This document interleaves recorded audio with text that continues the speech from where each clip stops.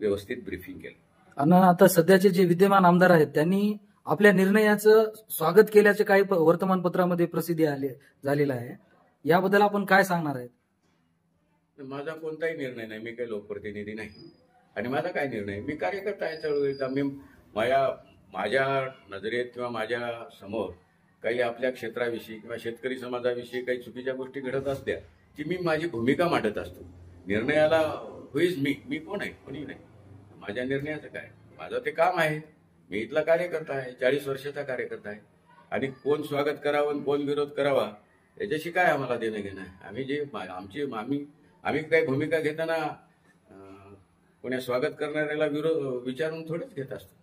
प्रत्येक वेळी आम्ही आमची भूमिका इथल्या समाजाला, इथल्या सामान्य माणसाला, इथल्या बळीराजाला अडचणीची आणि त्याच्यावर जाचक वाटली तर आम्ही त्याला विरोध बी करत असतो. सोयीची असेल तर आम्ही त्याला पाठिंबाही देत असतो. त्याच्यामुळं कुणाच्या प्रमाणपत्राची, कुणाच्या अभिनंदनाची, कुणाच्या स्वागताची विषय नाही.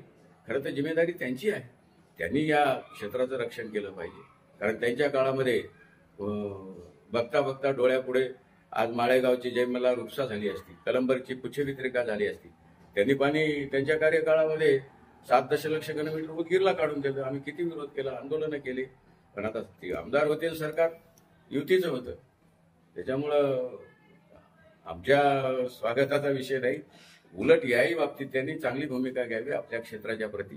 ते दोन्ही बाबासाहेब पाटील आणि ते जरी एका पक्षाचे असले तरी दोघांनी बसून दोघांच्याही क्षेत्राला न्याय देण्याची भूमिका घ्यावी. त्यांनी तिथून मानार खोऱ्यातून त्यांनी पाणी उचलावं, यांनी गोदा खोऱ्यातून उचलावं. आणि उलट येवा कमी करायचा असेल तर आम्ही म्हणतो की बाबा तुम्ही 4,000 कोटीचा प्रस्ताव बनवताय, खरं असेल तर तिकडे धोंड, पेंडू, गलाटी, धोंड आपलं एवढाली मोठी धरणं आहे, ते थांबवा ना, त्याच्यासाठी पैसे द्या. उलट ते त्याच्यामध्ये खूप म्हणजे जवळपास 100 गावाचा पालावानी लोहा तालुक्याचं हित होईल. आणि त्याने असं सुद्धा स्टेटमेंट दिलं होतं की मी आमदार नसताना या दोन्ही पाण्याच्या योजनांना मंजुरी मिळालेली आहे. आमदार नाही, आमदार तेच होते, ते काही धडधडीत आहे किंवा असं काय करता. मी तुम्हाला GR दिले ना, त्यांच्या कार्यकाळामध्ये पाण्याचं आरक्षण गिरीश महाजन नावाच्या जलसंपदा मंत्र्यांनी केलेलं आहे. त्यावेळी भालेराव तिकडे आमदार होते ना, सन्माननीय आमदार आपले साहेब होते.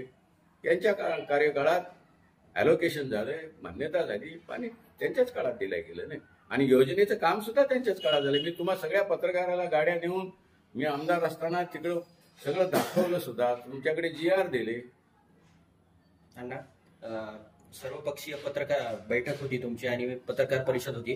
त्या दिवशी तुम्ही म्हणालात की 15-20 वर्षानंतर येणाऱ्या पिढीला जलसाठे असावेत, काही उद्या उद्भवलं पाण्याची गरज तर ती असायला पाहिजे, यासाठी तुम्ही सगळं करताय. आणि हे सर्वपक्षीय होतं. पण जे निवडणुकीच्या रिंगणामध्ये राजकीय पक्ष, राजकारणी दिसतात ते हे पाणी प्रश्नावरती एकत्र येताना दिसत नाहीत. तुम्ही त्यासाठी तळमळ करता. तुम्हाला वाटते की ह्या मतदारसंघातली ही उदासीनता आहे, राजकीय उदासीनता आहे, किंवा प्रतिनिधी यावर लक्ष देत नाहीत कोणी? नाही, मला कोणाच्याही बाबतीत काही म्हणायचं नाही. मी अगोदरच सांगितलं की मला जे वाटते ते मी करतो. ठीक आहे, ज्यांना कुणाला बरं त्यांनी करावं असं काही नाही. हा काही क्रेडिट घेण्याचा भागच नाहीये. कसं असते की माझ्याकडे काय मी लोकप्रतिनिधी असताना आपण 19 साठवण तलाव बांधले. कुणालाही बांधता आलं नाही, मराठवाड्यात नाही, महाराष्ट्रात नाही. पाणी उपलब्धता का मला जी आवश्यकता अंतेश्वर सारखा बंधारा केला, किवड्यासारखं साठवण तलाव, म्हणजे अनेक गोष्टी. विष्णुपुरी धरण हे लोहा तालुक्यातल्या शेतकऱ्याला आहे, कृषीचं धरण आहे. आणि नांदेड शहराची लोकसंख्या वाढत गेली, अजस्त्र झाली. ती आता 28-30 दशलक्ष घनमीटर, पूर्वी 4 दशलक्ष घनमीटर पिण्याला आरक्षित असलेलं आता 30 वर गेले. त्याला शेतीसाठी फ्री करावं म्हणून मुद्दाम कृष्णूर, सिडको आणि MIDC याचा पिण्याच्या पाण्याचा याच्यावर किवड्या साठवण तलावावर प्रश्न सुटावा. अंतेश्वरचा बंधाराही केरण्यामध्ये तेच हेतू होता की बाबा हे आपल्या तालुक्याच्या मालकीचं, तिथंही 27-30 दशलक्ष घनमीटर अतिरिक्त पाणी हवं. हे करणं कामच आहे, काळाची गरज आहे. हा काही कुणाच्या क्रेडिटचा प्रश्न नाही. तुम्ही नाही केलं तर पाणी हे जीवन आहे. भविष्यामध्ये कुठून आणणार? आणि ताण लागल्यावर विहीर खोदणं होते काय? तुम्हाला हे आधीच आपल्या 2 तालुक्यामध्ये निसर्गाची रचना अशी आहे की 100 साईट अशा आहेत, 100 साठवण तलावाच्या, पाझर तलावाच्या, त्या जर तुम्ही थांबवल्या तर तुम्ही मला सगळेजण हसत होते, मला माझा मतदारसंघ टॉप 10 करायचा म्हणल्यानं माझी चेष्टा करत होती. त्यातच रहस्य आहे. तुम्ही या क्षेत्राला त्या 100 साईटवर पाणी अडवा, थांबवा किंवा ते काम करा. इथल्या तरुणाला बाहेर कुठेही पोट भरायला बेगारीला जायची गरज पडणार नाही. कारण पैसा काय आभाळातून पडत नसतो ना. शेवटी घरडोई उत्पन्न असेल, तुमची अर्निंग असेल किंवा तुम्हाला रोजगार असेल, इथं निर्मिती करण्याचं तेवढंच एक साधन आहे या क्षेत्रात. त्याची म्हणून सुरुवात केली होती. आता कोणी मजाक केली असेल काय, पण आम्ही या बाबतीत आजही आग्रही आहोत की विकासाची जी परिभाषा आहे ती वेगळ्या पद्धतीची आहे. आणि कोण राजकीय कार्यकर्ते किंवा पक्षाचा पक्षाचा काय, माझं काम होतं, मी धर्म पाळला, सगळ्यांना घेऊन करणार.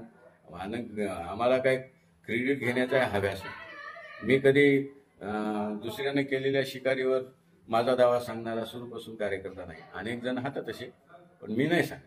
आम्ही मेहनतीने एखाद्या प्रकल्पाची रचना करणे, तयार करणे, त्याला तांत्रिक मान्यता, प्रशासकीय आपल्या प्रयत्नातून, आपल्या पाठपुराव्यातून एखादी गोष्ट जर त्या काळात झाली असेल तेवढ्यावरच आम्ही आमचा दावा सांगितलाय, दुसऱ्याने केलेल्यावर नाही, किंवा दुसऱ्याने केलेल्या कामाचंही उद्घाटन आम्ही केलेलं. आणि यानंतर आपली भूमिका काय राहणार आहे? सांगितलं ना त्या दिवशी पत्रकार परिषदेत सांगितले, बाबा आम्ही सन्माननीय मंत्री महोदयांनाही अवगत करू, वेळ पडली तर बाबासाहेब पाटलांनाही या बाबतीतली